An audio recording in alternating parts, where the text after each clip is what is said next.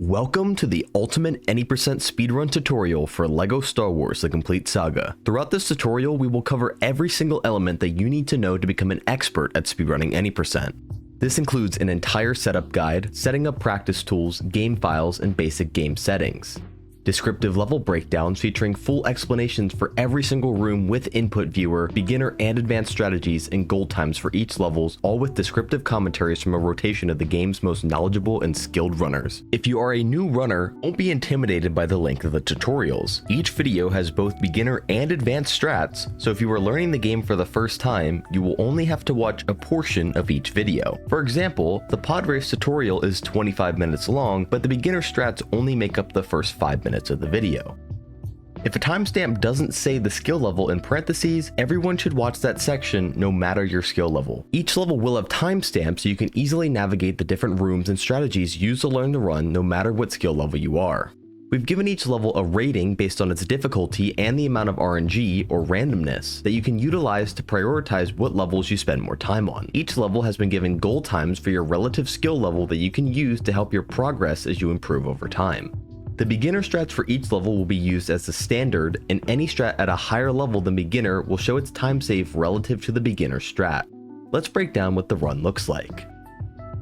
The any percent speedrun of LEGO Star Wars: The Complete Saga consists of completing all 6 levels of all 6 episodes as fast as possible, totaling to 36 levels. The order you do this in does not matter, and so the route plays the episodes out of sequential order. This is because there are certain red bricks earlier in the route that will save time later in the route due to unlocked abilities. Because of this, the route is done in the following order: Episode 1, 2, 4, 6, 3, and 5. The red bricks we will collect in the run are Exploding Blaster Bolts in Gunship Cavalry, Fast Force in Through the Jumblin' Wastes, Tractor Beam in Rescue the Princess, Vehicle Smart Bomb in Battle over Coruscant, and Infinite Torpedoes in Into the Death Star. This tutorial is specifically made for the Windows version of the game on PC.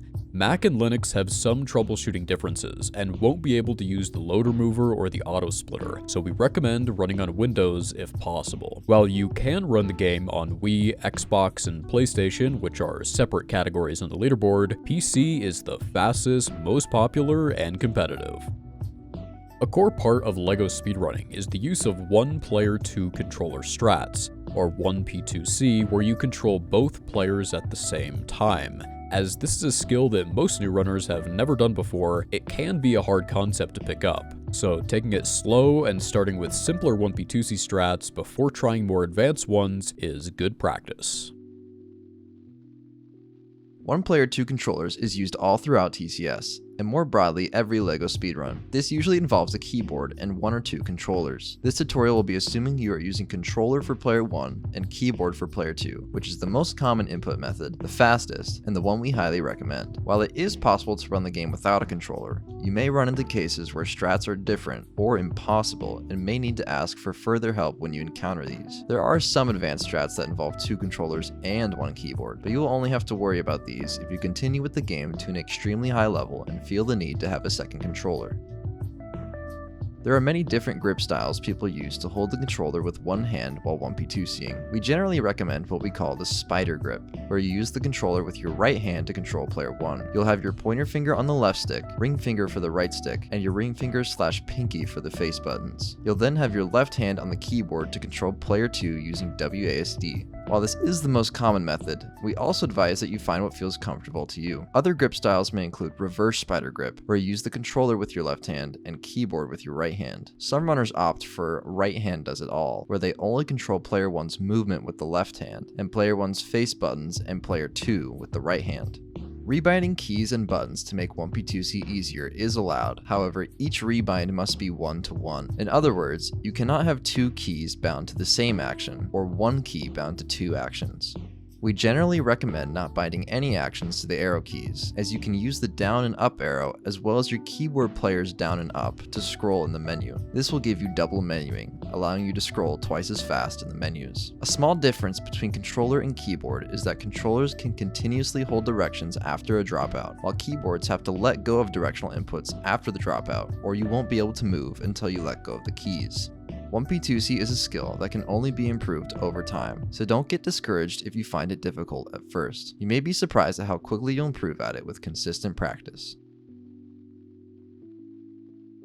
Our main tool for practicing will be a program called Brickbench. Utilizing this tool is essential for improvement, as it has a number of different capabilities. Brickbench will show you the full textured map file, allowing you to dissect a map, its collision, enemy triggers, and much more. It will also allow you to restart any room in any level from the beginning or end without the need to restart the level in-game. In addition to this, it supports teleporting players 1 and 2 to specific positions. This can be done in-game with hotkeys, allowing for seamless practice with certain tricks and skips. Typically, runners will practice entire levels with room splits along with Brickbench to get a more in-depth understanding of where they are losing time. A more in-depth explanation about Brickbench will be discussed in the setup video. We've also supplied detailed documents that can assist you in your learning process. In the description, you'll find a sheet that has all goal times for PB levels ranging from sub 3 to sub 220. Feel free to use these comparisons to give you an idea of what to practice in order to achieve a certain time. This sheet also contains all difficulty and RNG ratings, with 1 being the lowest and 10 being the highest. There are some levels with 2 ratings due to a disparity in variance between skill levels. These levels will have the more advanced rating in parentheses. We recommend learning all beginner strats before any advanced strats, and we've supplied a skip tier list document in the description that can give you a better idea of when to learn specific skips or strats to help with certain goal times. Note that we recommend using these as a guideline rather than a strict rule. It's most important to have fun with the learning process and not overwhelm yourself.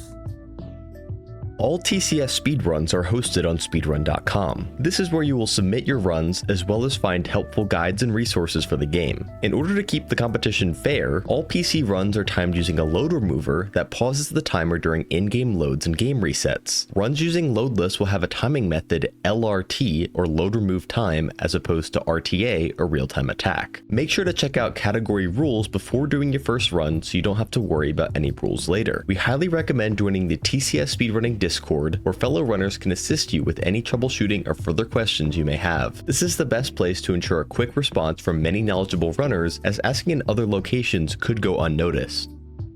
The next section of the tutorial will go over the setup that you'll need to get started. On behalf of the TCS speedrunning community, we're excited about any new runners joining and can't wait to share the experience with you. Thanks for watching.